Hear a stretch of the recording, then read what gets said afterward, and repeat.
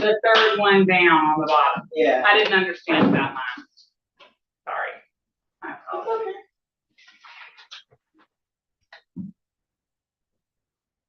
Put anywhere like a water, Sprite, and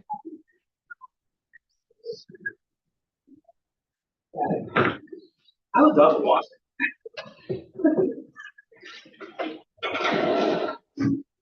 Okay, can you tell me just how unbelievably impressed by corporate community I am?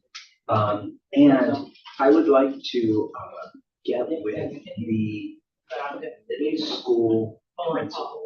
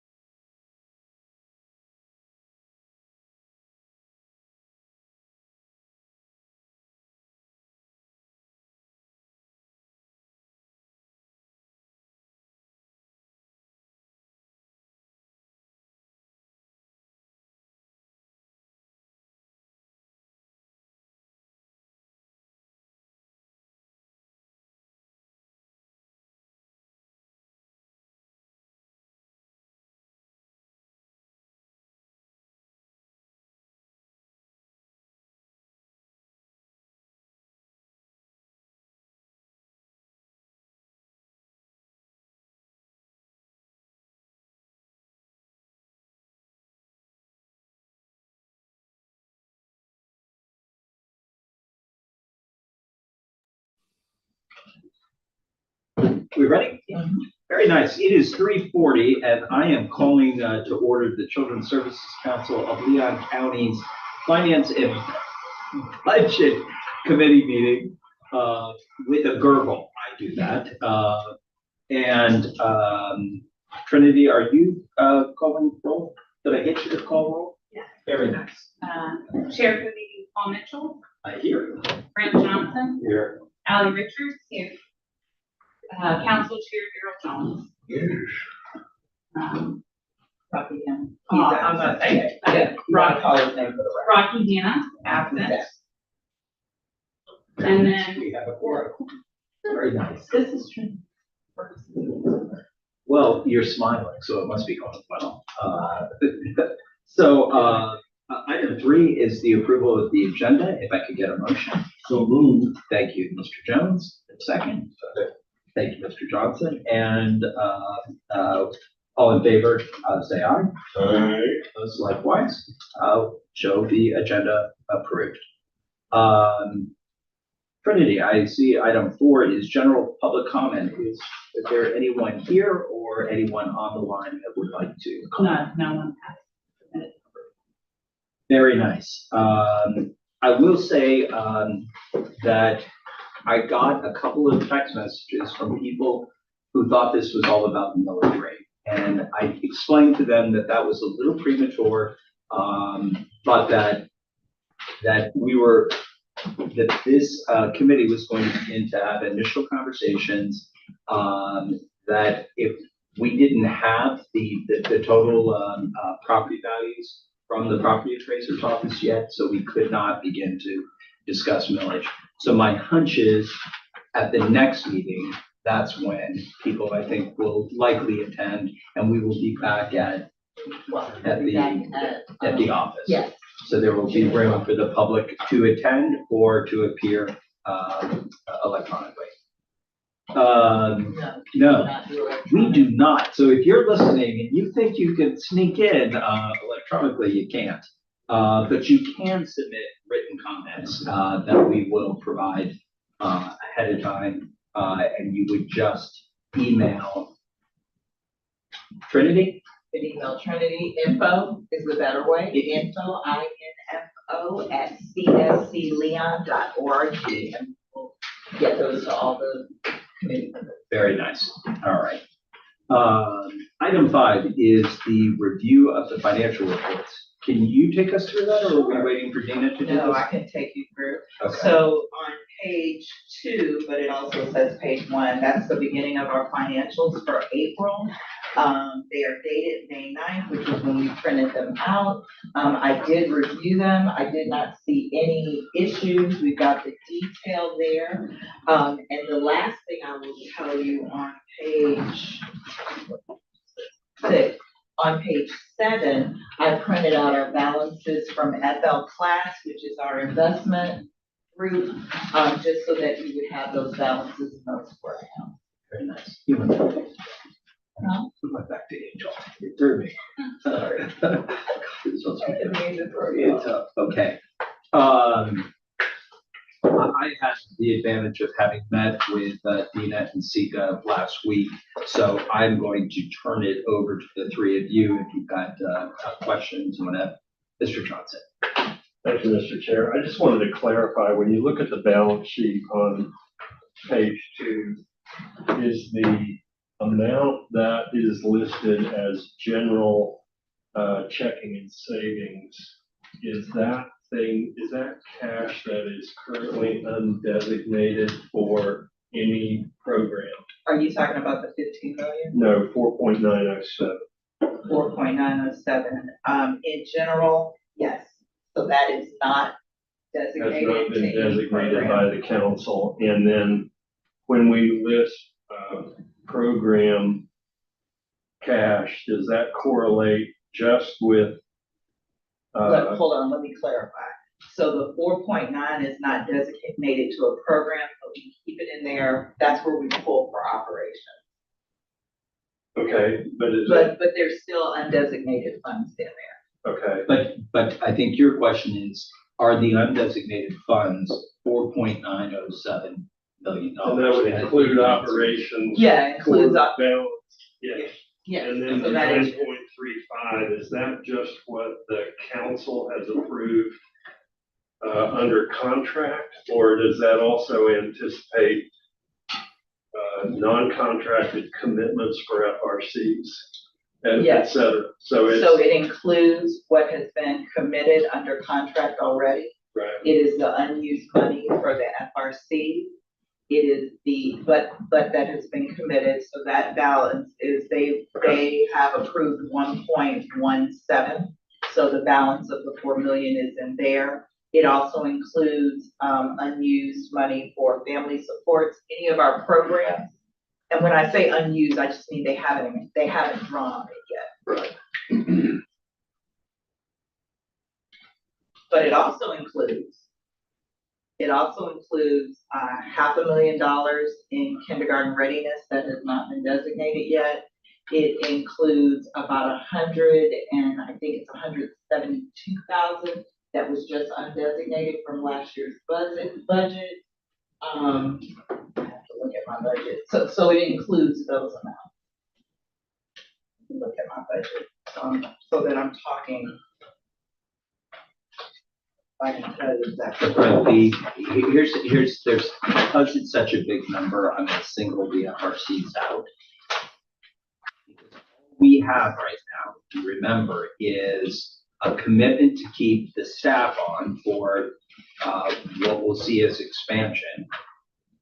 And that's pretty much everything except the two that are up and operational, the one that's on Old St. Augustine and the one in Fort Brady.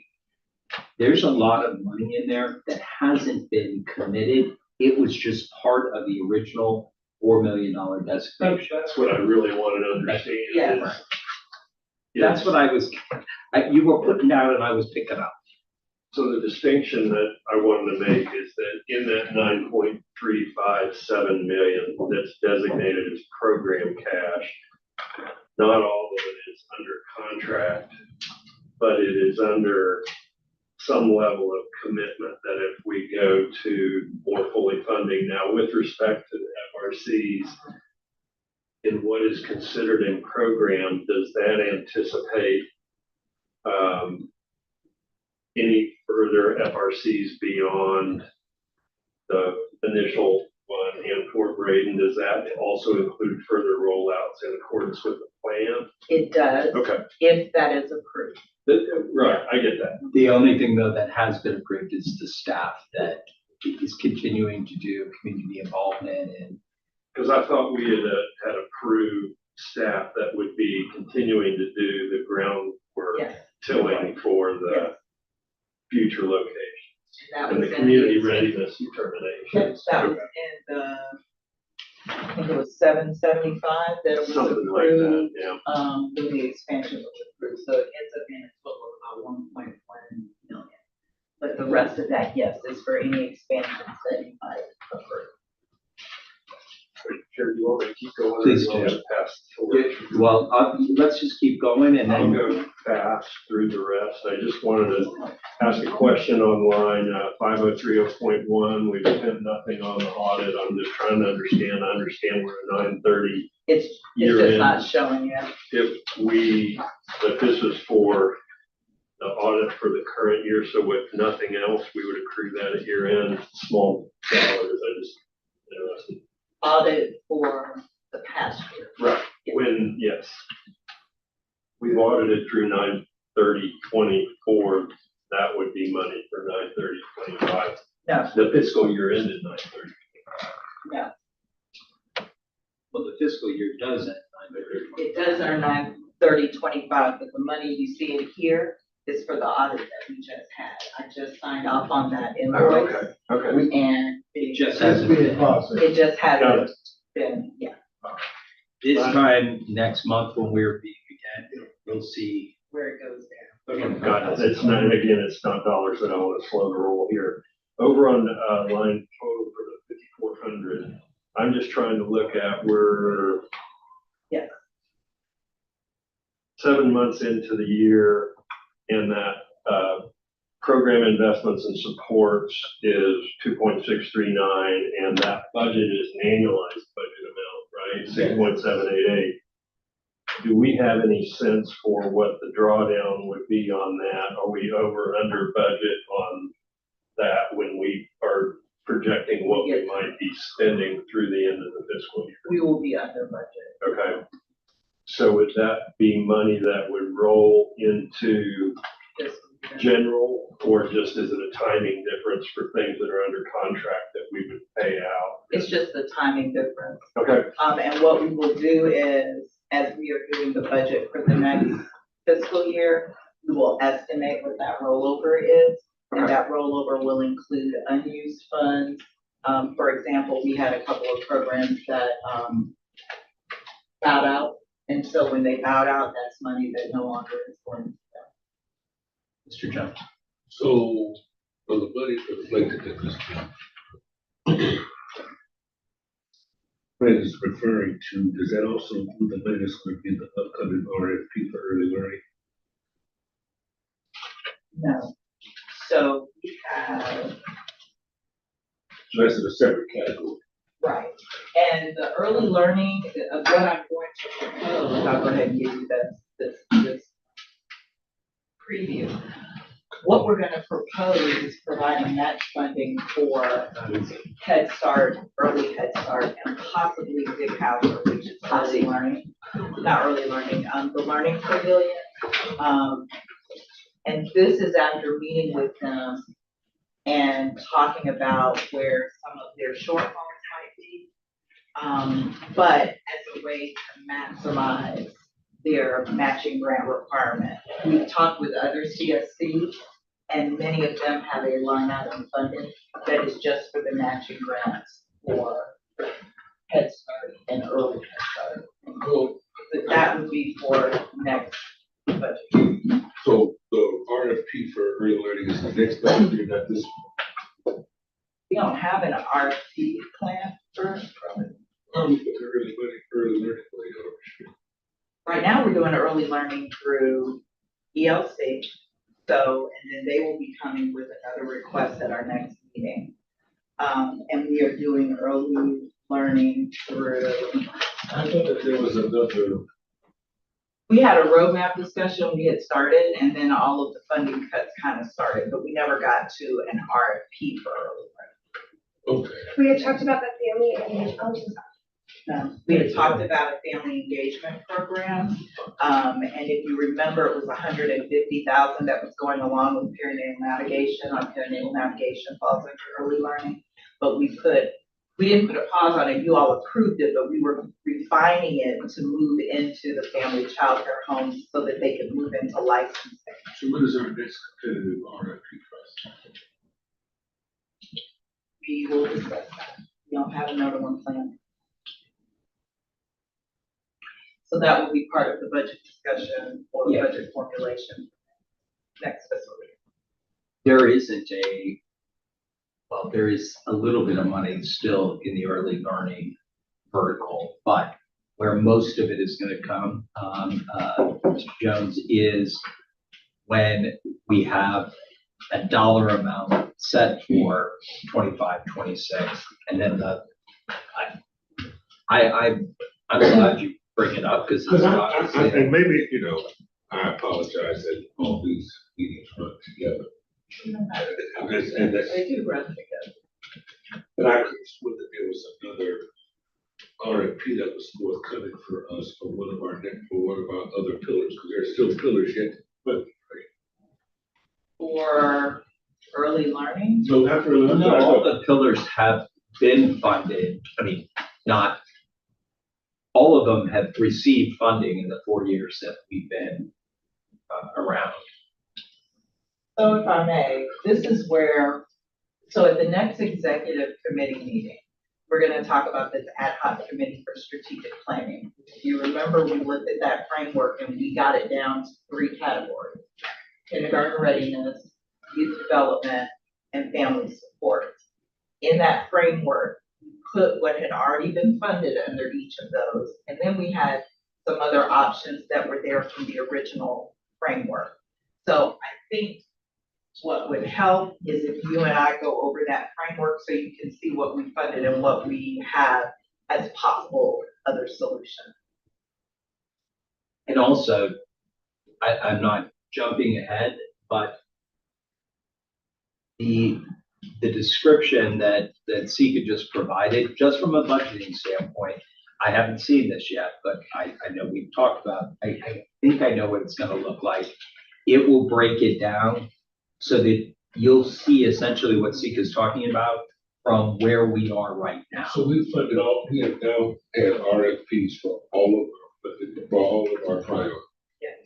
We've had RFPs or funding in all of those priorities, but this is where it gets, it can get confusing because we don't fund exclusively in those priorities.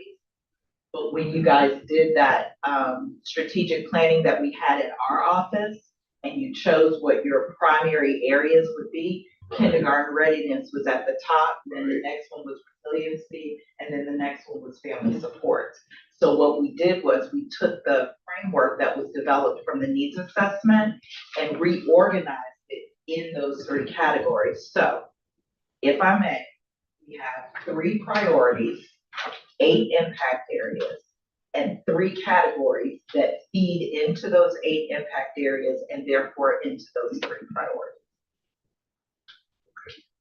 I'm telling you, again, is this what it's gonna look like? I hope so. Because it's what we discussed. I wasn't anticipating your question this back and forth, but this document that is a little further down the agenda, it puts in picture, Mr. Jones, exactly what Sika, I don't know that it's gonna satisfy you, but at least. I was under the I don't know why I thought there was some other cycles, some other funding cycles or RFPs that are continuing to be rolled out on an annual basis. I know from the time we started awarding money, we're now starting to see the deliverables come back, the reporting of metrics. And I still thought that there were other program areas yet to still be served. I remember we added at the very end of the identification of priorities, so there was something regarding teen or youth violence. Or what did we add? So we do that through youth mentoring. Okay, so I get it now. Okay. Cause see, I'm thinking about what I do were like the 8 or 9, the 8 or 9 priorities. Not anymore. Not anymore. What we've done is we've got an intersectionality of it all. Okay, Exactly. gotcha. Yes. Mr. Johnson, before we go back to your questions, Ms. Richards, would you? I'm just listening. Okay, good. All right. Jan, So just, if I could get a Can you short start it? version if possible. So we've spent fiscal year to date on early learning, $578,166.75, and we have budgeted $1.9 million. So your question will Is be it gonna better be answered answered. there? Yes. I'll hold that question. See, then. I let me tell you why. So when we built this budget, we are still just reporting in a way that we just have it all in program investments. It's not categorized here. So as we go into the next fiscal year, we're going to reorganize this so that it matches what you're going to see. And you can see under kindergarten readiness, we funded this much, this is how much we spent. You can't really tell that from this depiction because these are all old names that we just used from, and we just. That's fine, I'll withdraw that question. Brent, I'm sorry, Mr. Johnson, I always Next feel one. like I'm not giving you the No, answer. you did, Okay. and I believe Mr. Mitchell has pegged me on that one, so I will withdraw that question. Okay. I did want to know, what is the proper terminology for the program where we've sent resources into 10 or a dozen OBGYN offices? What's that called? So that's called a perinatal navigator program. And where do those, And that would be, so under 5,400 prenatal postnatal support services. okay? And at some upcoming meeting, we'll have some update. I think we're to a point where we've got some Yeah. Okay, thank you. So there will be a report is it gonna be in my ED report? So there'll be an initial, overview in my ED report of where we are, and then they will come to the October, the annual meeting, and give the snapshot from the whole year. They did some ramp up, but now that it has ramped up, oh my gosh. It's taking off. I think it's important to point this out, is that as the council got going and we really didn't have a real system to feed data into, to spit out answers as to whether a program was successful, and we were sort of finding our sea legs. Where we are now is we're about to get funding. We have some additional dollars that haven't been spent. We're about to ask the taxpayers through their property tax to give us more money. And we're going to start funding programs that for the first time, we know whether or not they're working. And again, this is our first look at it. And it'll just keep getting better and better in terms of making the determination as to whether it's working. So it's all kind of, it's taken 4 years, and I guess that's, Well, if I may, Sure. Chair, think about summer. We funded summer the first time in 22. We literally said, here are the 8 priorities, tell us which one you're gonna align with, as I'm in that sentence in the preposition, and then come in and let's just make sure you did what you said you did. The next summer, we added duration. The next summer, we added dosage and duration. This summer, it's not only dosage and duration, but 7 of those programs are going to go into year round. So think about that. That's 4 years that it took for us to get to a point where we are moving into this year round to be able to really track and follow. At the next meeting in June, we will be asking to look at renewals for family support. And that is our program that works hand in hand with the evaluation process. And it is interesting to see where we thought it was gonna go. We are able to see where some tweaks need to be made so that it moves even more into a place from outputs to outcome. So I think it's important for the council to understand that just because you don't see it right where you think it ought to be, part of what we do is look at it to see if it's moving in that direction. And so I think in the case of family supports, to your point, that's going to be a perfect opportunity to look at how those programs have started. And now after 2 years, it may look as though it's not moving, but it really is, because in some cases they maintain. And with some tweaks in the way the program is done and the way the assessments are done, we will be able to see the outcome on the other side. yeah, I mean, I think it's coming together as it should, and the council will finally get to see data that either supports continuing funding or supports not so much anymore funding for one particular program or another. Mr. Johnson? I'm done, thank you, Mr. All right. Chair. Okay. Mr. Jones or Mrs. Richards, any questions for you? Very nice, which then, so I guess we can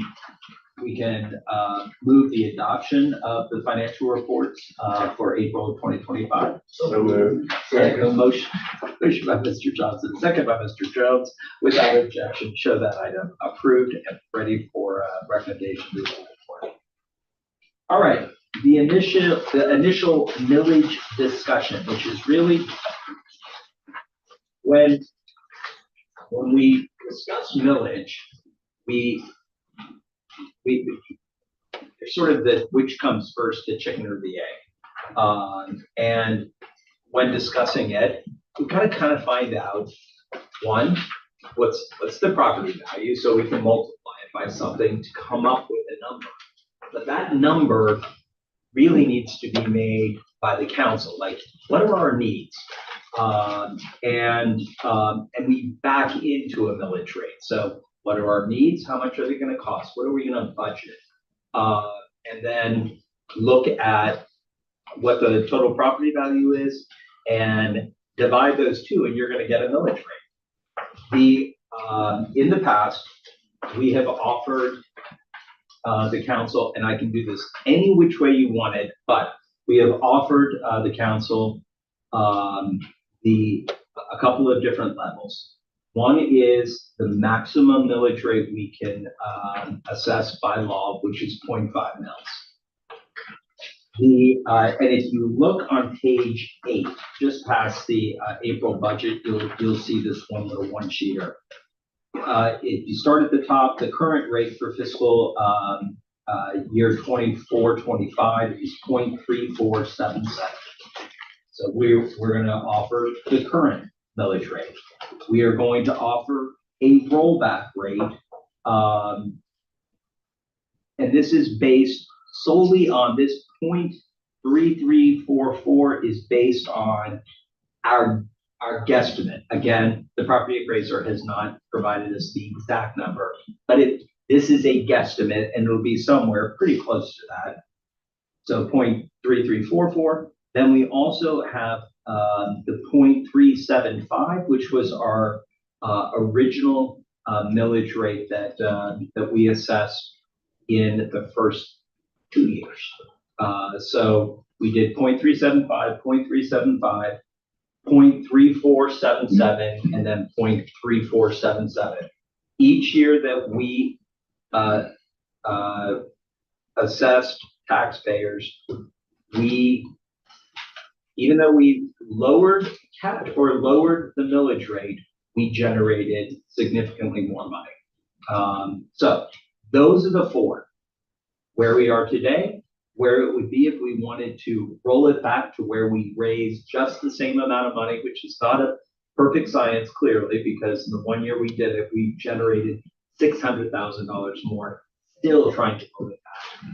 So today's date, today's rate, rollback rate, original millage rate, and full millage rate that we're allowed to assess by law. So those are the 4 that are listed here, and that's essentially the full discussion on millage rate. You want to talk about, we in the highly sensitive word, use about a 4% increase.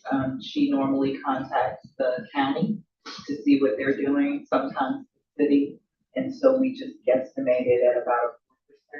So if you look at valuation history and the historical reference, you'll see what the actual percentage rates that came out for those previous years. And this year they're not estimating quite as high as in the previous year. And when you look at this number, it is not if you have a $100,000 house that it's next year could be assessed for $104,000. This is a percentage of the total taxable qualified taxable property in Leon County. So that's a bunch of new builds, that's resales that are selling for significantly higher than they were selling when somebody bought their house in 1988. That's where that 4% comes from. Because if you look at Leon County as a whole, the property values are actually dropping or are projected to drop this year over last year. So if you have a $100,000 house, it's probably going to be worth $99,000, which is different than a 4% overall increase in the property values. What's that? Okay, no, it's not in my head. But Yeah. You don't know. Anyway, don't worry about it. I'll tell you afterwards. Okay. All right. So that's the discussion on millage rate. Again, we will, when we meet next month to sort of start honing in on this, we will have an exact number that is not, will be exact for purposes of our discussion and our actions, but will not be exact as it turns out. There's a little bit of an art that the property appraiser's office goes through. So we'll have the June first valuation, and we will do this according to that June first valuation. Last year, the year before last, the valuation went up on July 1. Last year, it went down a little bit. So, we end up usually doing the millage rate on the June first valuation. That's normally where.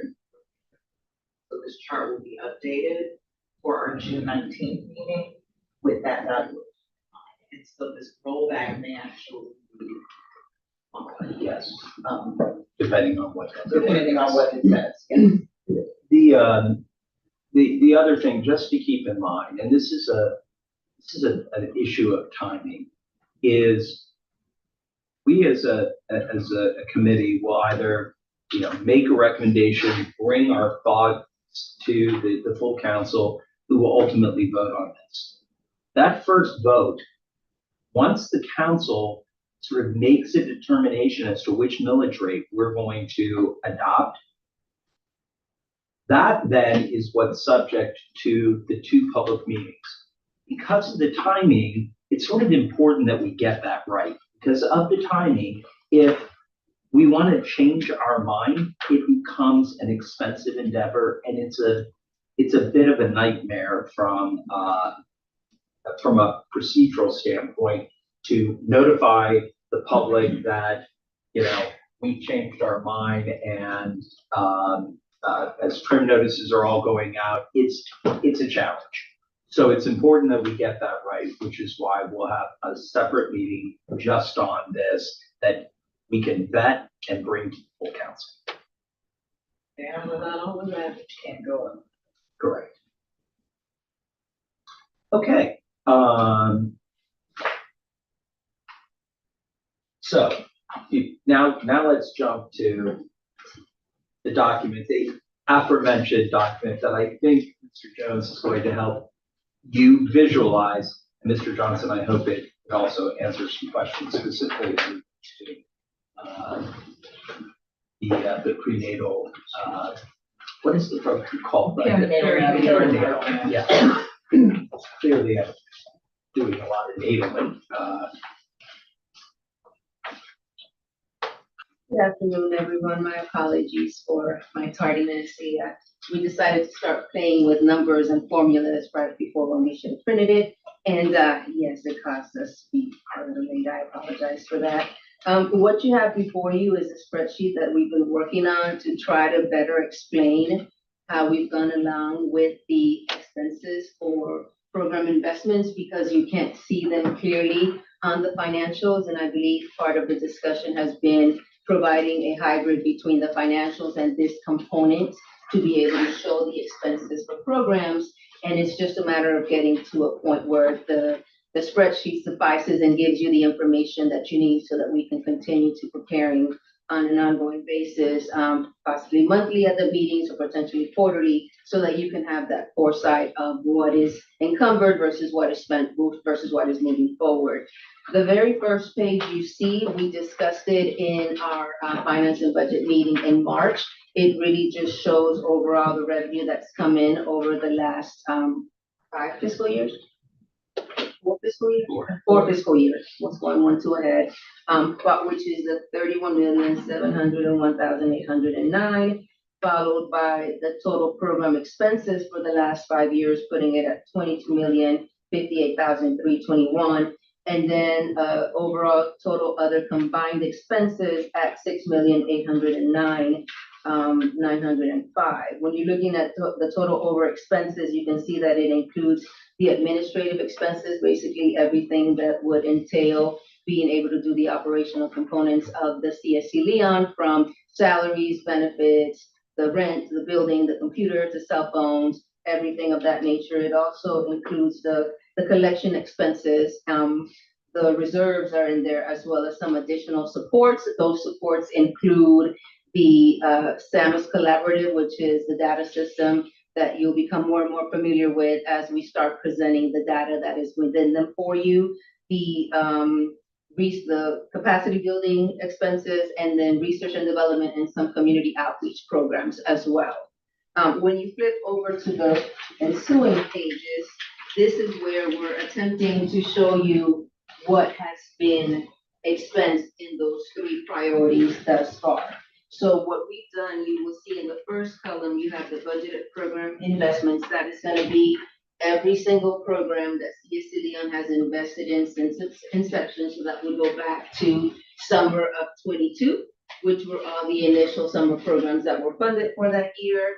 The second column kind of gives you what cycle or what procurement program they were sent out in, put out in. So you have family strengthening using SIPs, summer 22, so on and so forth. The third column is gonna be your priorities. So that's what we're trying to focus on and get to the point of being able to identify what priorities we are supporting. And so you're gonna have three priorities at this time. You're gonna have family supports, we're gonna have kindergarten readiness, and we are going to have youth development. So each one is separated in kind of those buckets. Right now it's large buckets because it's listing all the programs, but you might get to the point where you might wanna condense it and forgo seeing the programs that are currently, that are already closed, like summer 22, 23, so on and so forth.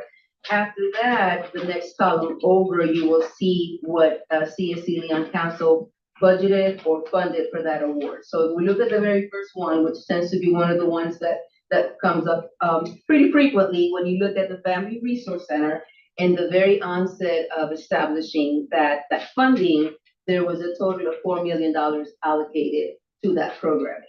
So we've got that there. All of those columns there are basically what the council determined as awarded to that particular investment. When we move down, what we've done then is over the last 4 fiscal years, broken down to what has actually been spent. So this is the money that has been dispersed to these programs for the duration of them being funded. So you're looking at 4 million with the initial award or the amount allocated in the budget for Family Resource Centers. In fiscal year 23-24, we dispersed 406,000, and now in the current fiscal year 24-25, we have dispersed an additional 406,000. These columns will continue to be updated, so you will be able to see that ultimately that 4 million will end up being down to all of it has been dispersed if the council chooses to continue forward with that particular priority and funding that particular programming. So when you go to the next column, you will see that the balance from the 4 million is 3,187,505. What we've done at this point though, because that 4 million is actually in essence on hold, promised, encumbered to the Family Research Center investment, we have designated that one as encumbered, meaning that yes, it's available there, it has not been awarded as of yet, but ultimately that particular amount was established to go towards the Family Resource Centers. And then just a note on the side, what it's letting you know is that even though the council allocated the 4 million to the Family Resource Center, it has been done in increments. So we have had 2 contracts that have gone out thus far. Both of them have been at around 600,000 plus. So what you see in the notes on the side is basically letting you know that out of that 4 million, that 1.1 million has actually been what has been contracted, and it's out of that 1.1 million that 400, in essence, that 812,000 has been dispersed. Yes. Am I reading here? Did you have a question? I feel the complicated one. Yes, that is the only. All right, I will ask a These are to question. date, right? Yes, these are To date, which is gonna be different from the financial. correct. So this is as of any disbursements that were made as of April 30th of 2025. So when you look at that, if it was made right at the end of April, because I track them time, like real time, I think is the word that you say, it may not actually reflect in the financials just yet, but it's showing here that it's actually been paid out. So we have in that Children's Home Society line for Family Resource Centers, you're saying that there's still 3.187 million that's encumbered under contract. And then if I'm looking over in the balance sheet, you would have put that as program related cash. Right. But it's also important to understand that under the notes where it says contract awarded 1.1, this contract awarded 1.1.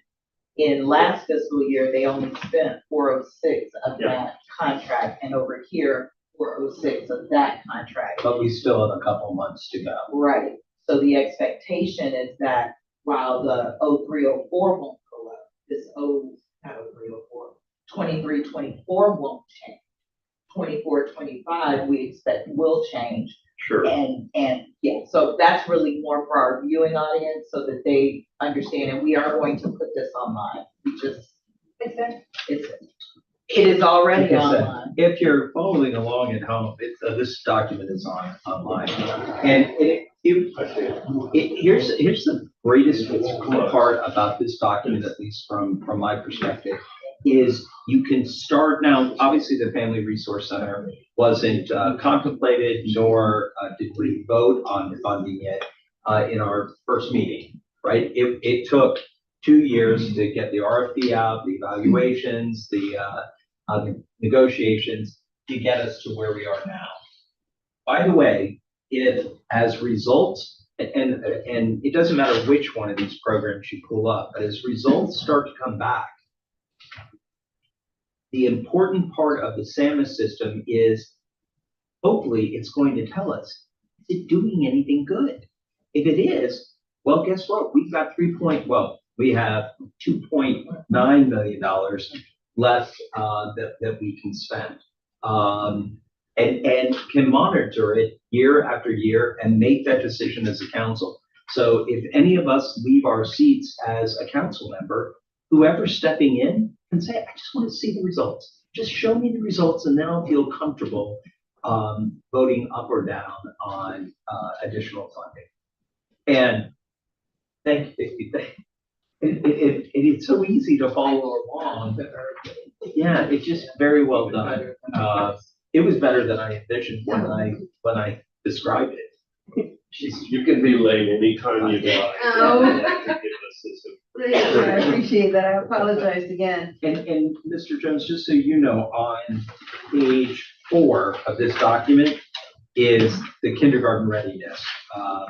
Everything that we funded that talks about early learning as it relates to, I'm sorry, 307. Yeah, the first one doesn't yet. Yeah. Oh, It's just, it's town school area down there you go, right there, that one. Yeah, I'm saying that's Yes, it is. How they messed up the paint.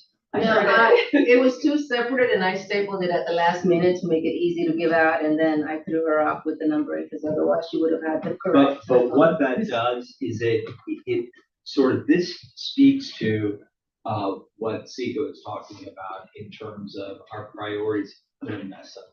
3, the 8, the 3, and then one feeds the other. You start from the bottom, it feeds the middle, and the middle feeds our priorities. You got it. Does that make sense, Mr. It Jones? makes perfect sense. Thank you, sir. This is everything. Bravo, this is Snyder. Way to go. Thank you. So if you look through all of them, you'll see that at the bottom, it gives you all the totals for, each one of the columns, going from how much was funded to what's been dispersed per fiscal year to ultimately what the balance is, and then again, separating what is actually encumbered from the balance, just to let you know that in that particular priority, I'm looking at family support still, while since you have encumbered, a balance of 3.947, of that, the 3.771 is encumbered. So out of that category or that priority, it only leaves that 176,000 available as funds that can be utilized for additional programming. And you'll be able to see that some of the notes are in there with regards to the reason why there were a couple of programs or a couple of investments that exited the contract. So they utilized up to the point where they exited, and then you'll see the balance and it'll have that notation that they exited. So that in essence is funding that while awarded, it was not dispersed. One final point to make on that is, unlike sort of the state budget or a county budget, we can be a little more nimble.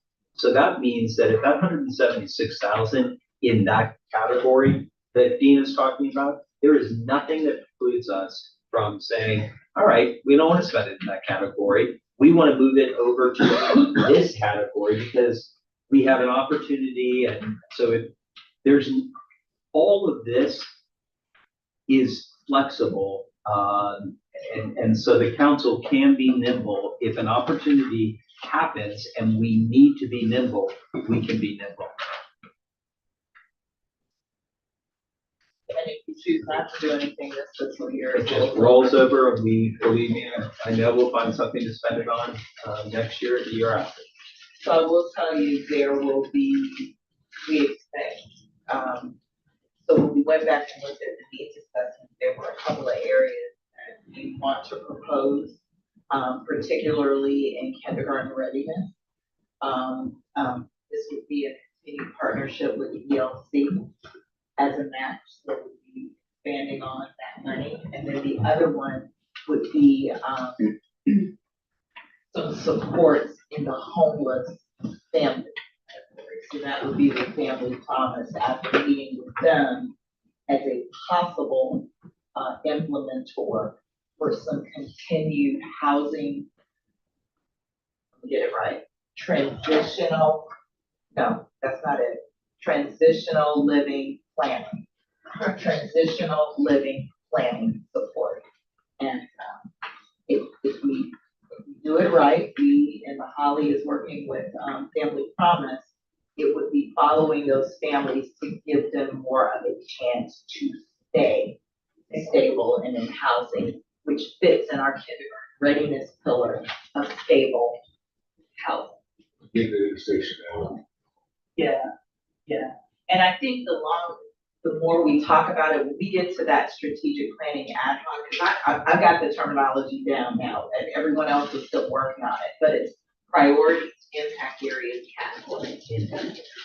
Priorities, impact areas, categories. The categories are where we fund to effectuate the impact areas, which feed into satisfying the priorities. We'll give you a good visual on that. Well, what I'm, Mr. Chair, what excites me is when we share this with the full council, and we do like an overlay of that piece that you have hanging on the wall, about how the money translates across the pillars, impact areas, categories, priority, will go a long way to help us forecast what happens next.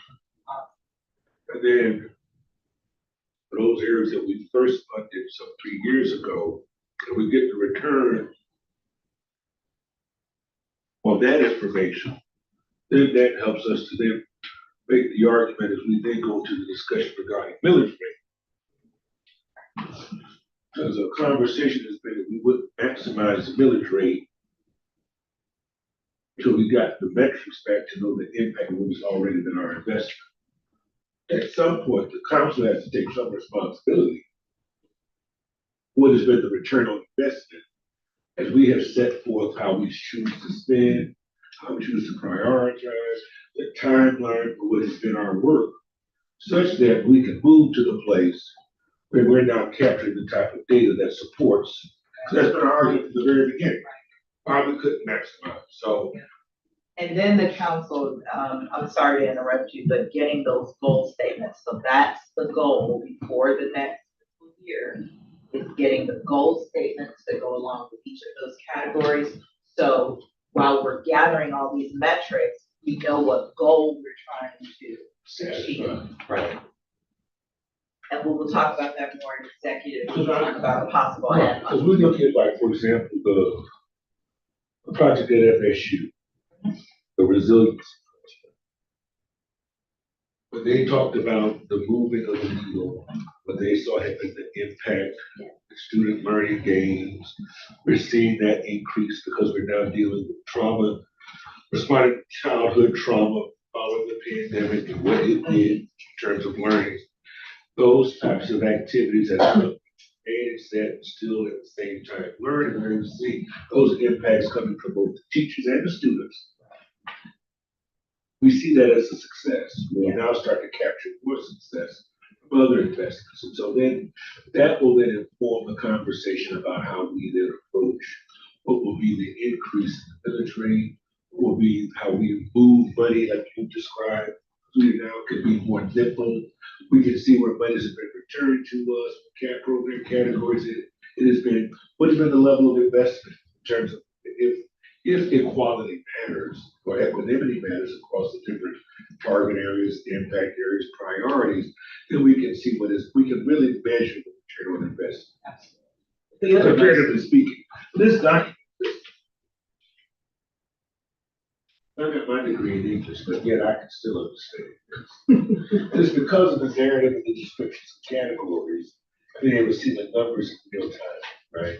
Because they're just big lofty numbers for me without the narrative and the descriptors that go along with it. So then we can really talk about measuring impact. So then when you put this in the hands of social work people and human services people, this type of document really shows impact. So this is just really, so thank you.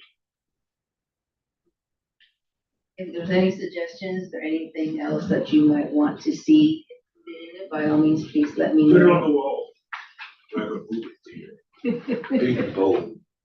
I believe the plan is to use this to inform the dashboards on our website now. That this is the right format and we captured them in the bucket that you want. We've been playing with that. This I is the just right love one. the fact that bucket is now a part It's of, a part of our vocabulary. yeah, We're gonna do a glossary and that falls right under the B. yes, Yeah. good. All the bucket.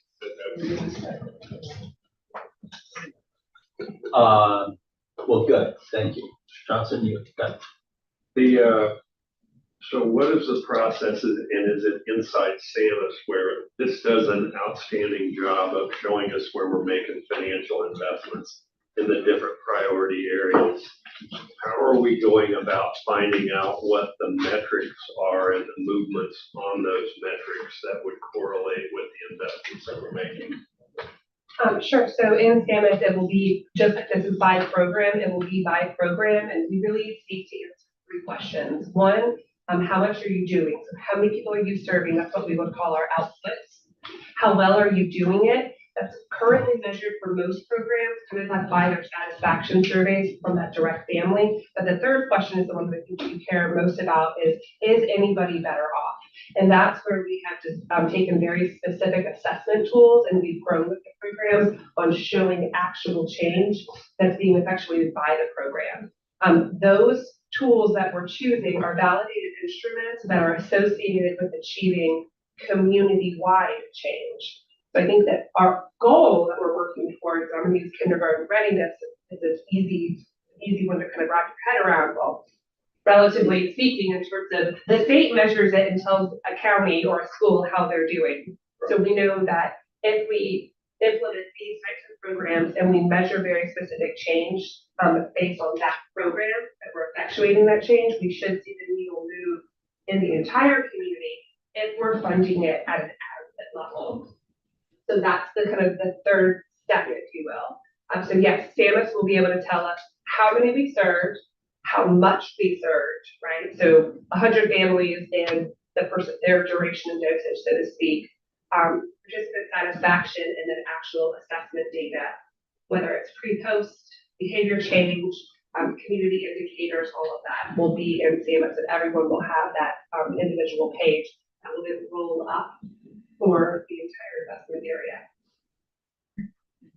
Is there a way to, I mean, there are other entities, city, county, and other nonprofits that are making investments in this same area. Is there a way for us to, I'll say the word and then you can tell me to withdraw it, aggregate, I was going to say, to partner with them so that we could see their investments being made under these different programmatic areas so that we can see collective community investments and collective community results? So part of what we've been doing from the beginning with both the city and the county and human services to actually see if we can get there. What we are capturing as far as per participant is not necessarily, is not what the county and the city had previously been doing. I feel confident in saying as a result of our MOU and us having these conversations, and sharing with them what SAMUS can do, they are moving in a space where they are going to get a participant level information. The biggest thing that will help us do is ensure that there's no separation. So we're seeing some of the same names, we can then look at the services to ensure that if we are serving the same person, we're serving different services and not the same services. The other thing, the other reason why we went with SAMUS, Councilmember Johnson, is because whether an entity is funded by us or not, what we know is that many of them do not have data systems to help them manage their financials in a way that it can be tied to program outcomes and participant outcomes. So we have this ability that even if they aren't funded by us, they can use our system so that we now get access to that data and they can see what we're measuring and determine if that is something that they can measure. So what you're asking, we will get there, but we are not there now. Let me try your question on a slightly different way. Take Leon County, put it aside because they don't use SAMUS, they don't do. But there are 13 other Children's Services Council and Children's Trusts that all use it. So if we are running a program, and I know that this is not how it's going to come back, but let's just say each one of them, forget about the numbers and satisfaction, but the real outcome. If they did it on a scale of 1 to 10, and we have a bunch of 6s, right? It's like, is that good? Is that bad? Is that we can go to St. Lucie County and say, have you guys tried any other programs like this? They use the exact same system. Tell us what your number. Oh, you're getting 8.2s, 9s. What's that program? And should we be thinking about a program like that? All meeting the same needs, right? But they may have found, and every county is different, they may have found a better way of skinning the cat. The reason that I was a huge advocate for SAMUS is because, again, no offense to CHSP. Yeah, that's right. I always mess up the initials. No offense to it. When you have two different evaluation systems and really two different systems, it's impossible to compare the apple to the orange. When it's all being graded the same way on the same scale, like it is with FACS and SAMUS, it's easier to see how well you're doing. And that's part of the SAMUS work group that Holly and Amy, and now Aiden, who's our intern, he's not an intern, he's a specialist now. That is part of the SAMUS work group that they are in. One of the things, because we all run different programs, one of the projects that they're working with WebAuthor on is how do we find the common denominators from those programs to determine return on investment, and not only return on investment from an individual council's perspective, but for CSCs as a whole. What we know is that CSCs serve more than 50% of children aged birth to 18 in the entire state, only 13 of us. But what does that look like when you're talking about return on investment? But let me go back to city and county. So with CHSP, one of our discussions has been an API, so that CHSP can feed into our SAMUS and we can begin to look at what that collective impact is. So all of those conversations are happening. I still wish it could happen overnight, but it won't. But we will end up in what I believe is kind of this coordinated human services package or service delivery, where we will see things all kind of moving in the same direction, irrespective of where that funding is being accessed. Does that help to answer your question? Directionally, but let me take America's Second Harvest as a big dent. We know that as an organization that we've made back in the summer of 22, as I sat on that review committee, we made an investment, or the council made the investment of $122,000 to America's Second Harvest. America's Second Harvest of the Big Bend is making multiple millions of dollars of investments inside Leon County. And to me, if we're focused on the issue of child hunger, you can't look at that 122 and say, are we moving the needle on eliminating child hunger? So if we are intended to be the catalyst for change in this space, we need to know what the collective investments are in the areas that we believe are priority areas and get people moving into those. We need to know what's being spent. I'm pulling numbers back in that needs assessment that was done that cost a pile of money, but there were several thousand providers inside Leon County that are providing a whole array of services. And unless that information is ultimately being captured, it's like I see our thin slice, but we're not going to move the needle on these huge social issues if we were to max our millage rate. We can do good things, but we're trying to move needles on social issues that a lot of money is being poured into outside of the council. And that's why we have to A have, lot of money. Well, what do we think the budget is for Second Harvest of the Big Bend, just for Leon County spend outside of what we've given them in the past, trying to. so if I can add, one of the reasons we aren't, and this is nothing against Second Harvest, but if you remember that year, what we found out was that many of the organizations, so just to refresh the memory, we were funding in two areas, summer learning and summer feeding. What we realized when we got to summer feeding was many of the organizations that had applied in summer feeding were getting their feeding supplies, the food, were getting it from Second Harvest.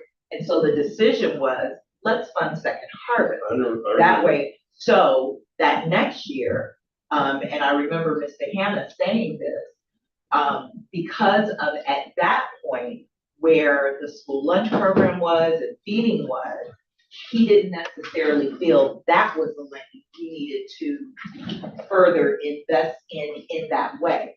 And so that was why we pulled back and said, so what we will do is require feeding in our program. So we can capture that information, but unless things shift, and again, I know that federal shifts and state shifts that may cause us to be nimble, I don't know that we would be, at least at this point, offering big funding in that feeding space. And that's one of the reasons we didn't do that. But to your point, no, but, and so I wanted to say that, but to your point, that's why we're trying to have these ongoing conversations to be able to capture that data from other organizations in this space. So No Child Hungry is one of the groups we're talking with, so that we can be able to partner with them to get that information. But I think I further need to say though, the impact that we have and the requirements that we have would be on organizations that we fund. We can ask and we try to convene, and that's why we're trying to keep these positive relationships, to be able to capture that information. We can get it from studies and all of those different things, but I understand your point. I understand exactly, what you're asking from a larger system. What robust money or not for profit security? So there's a lot of investments that are being made in some of the same areas that we are funding that they have other investment resources. They have other funding sources other than what they get. We are not the sole source provider. So I'm just trying to say the cumulative investment in these areas that we're trying to measure impact in, if you're looking at a community-wide view of understanding what the community impact is, we need to know where all these other investments are being made. I agree. I think securing that information, but there's no assumption. Because the whole reason we started the Children's Services Council, because what was already existing was not sufficient. And subsequently, that's why we created the type of paradigm that we did, so that we would be a complement to what was already existing. But what was already existing 5 years ago may not have been what is existing now. So I think if we're really going to make an accurate portrayal of what is the outside investment at our not-for-profits, we should ask them so that they can communicate that to us. And if we are, if we're not sole sourcing, what percentage may be of our investment, but we have the types of relationships now and have identified enough not-for-profits across the diaspora of children's needs and family needs that we can secure that information and then we can make an informed, have an informed conversation about what that looks like. Because if we were to look at what we know on if just the headlines alone, I can tell you the impacts that we're having at the district. We're already taking a huge, it's already forecasting enormous decreases in funding from both the state and the feds, right? And I can imagine if we're feeling those impacts at the district, certainly that our human service providers are feeling those same types of impacts. So I wouldn't put forth that. I just think that we have the relationship now to secure that type of information and be able to talk, and then really have a authentic perspective about what the funding cycles are and the funding options that all of our not-for-profit partners have right now present. Because I'm sure they're changing. Two things. Maybe a better example than the Second Harvest is Early Learning Coalition. Early Learning Coalition draws down $41 million a year for school readiness and DBK. We also help the ELC. And it's, I think to your point, Brent, is there's this big bucket of money there, $41 million that comes in, and we play an important part, the $250,000 match. But what's really driving it? Is it the 41 million or is it our sliver? And in the ELC's case, we might be able to, with the families that we were able to help with that 250,000 match, we might be able to through SAMA's determine. But it's a good point you raise. Is we are a sliver of that's somewhere in the bucket of a lot more money. The only other thing I'll say as it relates to Mr. Jones, your point about people taking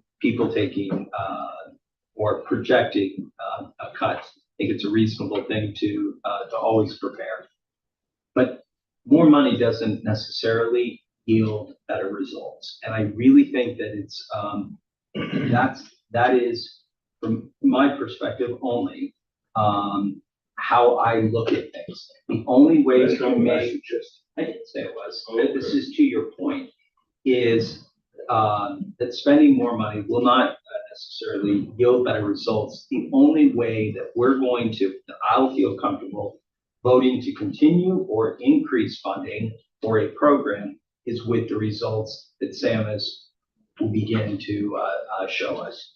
And that is what your point was that when we first met, we couldn't make our minds up. I don't know that, from my perspective, that SAMA's has spit out any answers yet. So I'm still very comfortable with the direction that we're heading. But I'm not ready to say, let's max out the millage rate because there's going to be a need for additional resources. And let me be clear. I did not say that this is the year that we max out. No, I didn't.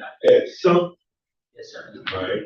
I said as we continue to collect the information, because we've now got enough runway where we're able to see.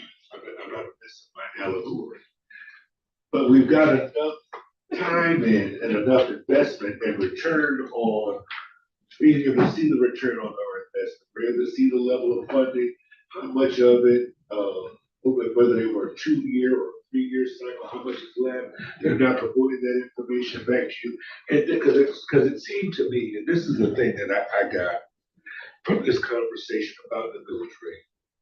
We wanted to collect the information. Well, now we're going to start collecting the information. Those that return and the information reported to us, then we can take stewardship of what that return looks like.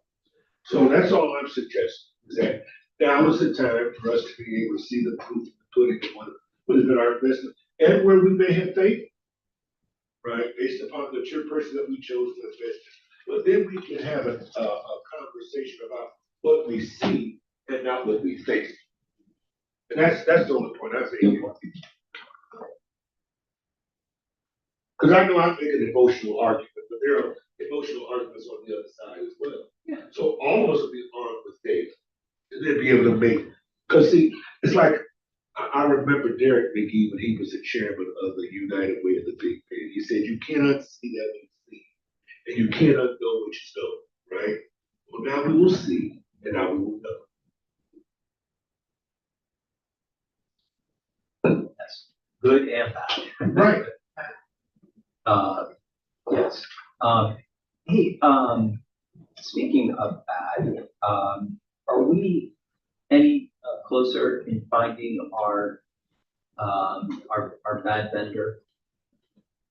I'll tell you, we, in the last week, we've been doing all of this. Okay, but have we talked to Chris about, okay, good.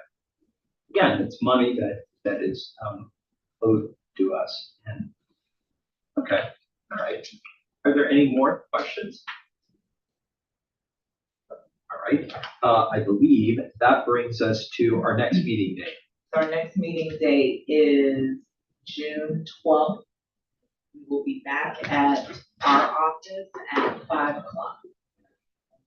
Do all of your information, and then our council meeting is scheduled for June 19th at 4 o'clock. And What is executive? Executive is, do you have it on your calendar? So I actually have the tentative budget set for 3:30 and executive for 5 that day. There it is, that's what we did. We did. So budget is mine 3:30, is 3:30 executive on the 12th, on June 12th. So here's what I hope that we can do individually, and we can share this with Mr. Hannah as well. Yeah. We're gonna have the numbers from, because it's sort of a rubber meets the road meeting on June 12th. So we're gonna have real information on June 1st, which gives all of the members of the Budget and Finance Committee 11 days to begin thinking about, you're gonna have a number. You can multiply, a 0.5, a 0.375, a 0.344, and whatever the rollback is to determine what the total amount we would collect. And then, I sort of wish the board meeting, the full council meeting was first, like we could have a council meeting, a finance committee, and then restart the full council meeting, because I think that the budget committee has to say, well, how much money are we gonna spend?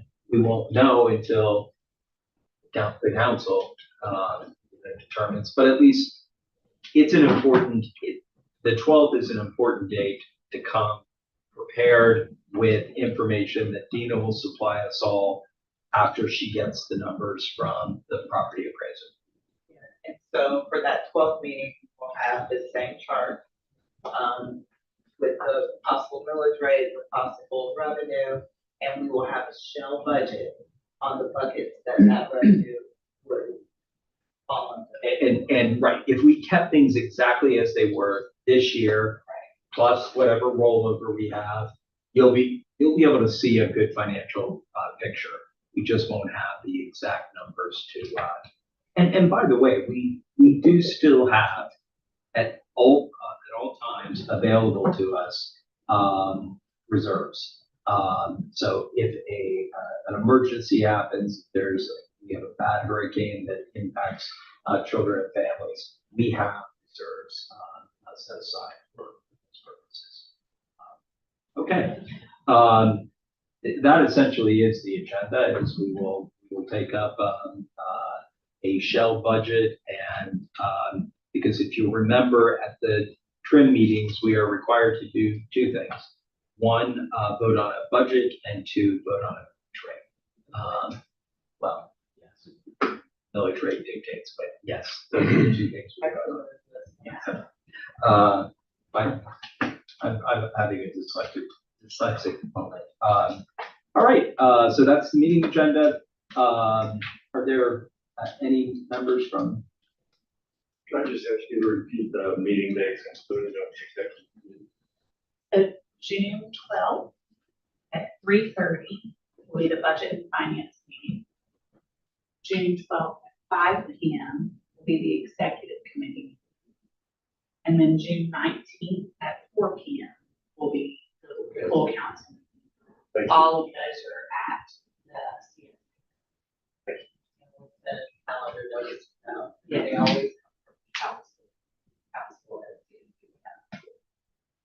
It's, you sent something out, because I have a tentative and an executive already on there. Yeah, and I noticed the only person that doesn't have this included out is someone in to check insurance. I'll make sure Ms. Reader's